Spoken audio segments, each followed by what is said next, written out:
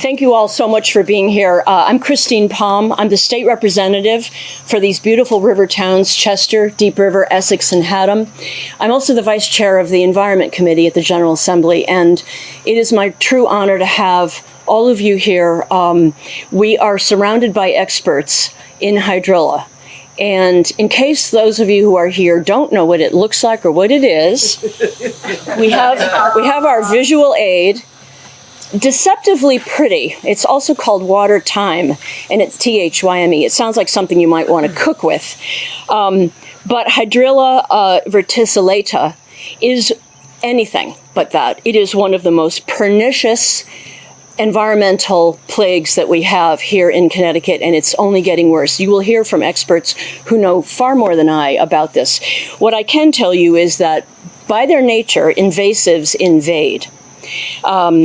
When you describe Hydrilla, it sounds almost like some superhero. It can thrive in poor conditions. It causes algae bloom. It grows several inches a day. It sounds almost like a cartoon monster. It even hosts a cyanobacteria, a bacteria that actually can punch holes in the brains of eagles. It sounds like something made up from a science fiction.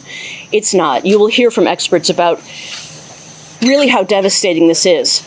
The good news is we have partnerships federally, locally, municipally, statewide, working every day to eradicate this problem, which is taking not only an enormous environmental toll, but an economic toll throughout our state.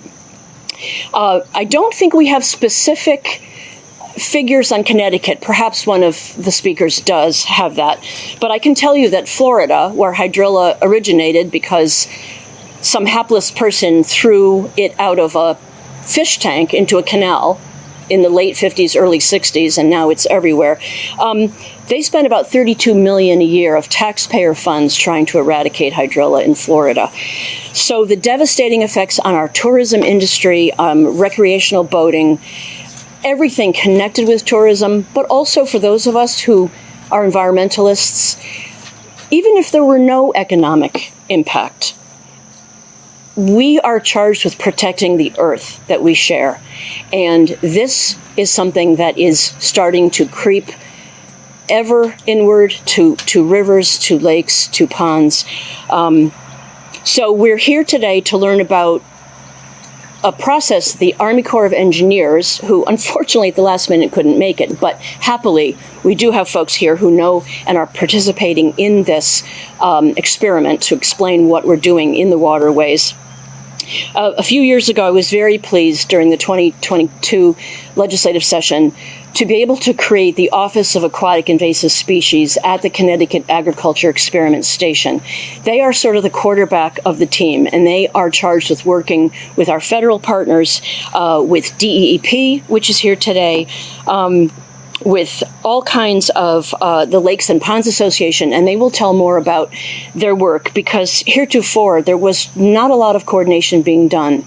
And so I'm very pleased that we're here gathered with these experts who will tell you what they are doing, what the plans are, and I would like to urge all of you from the public to get involved, helping us pass legislation, helping us get more funding for the research and mitigation of this plant.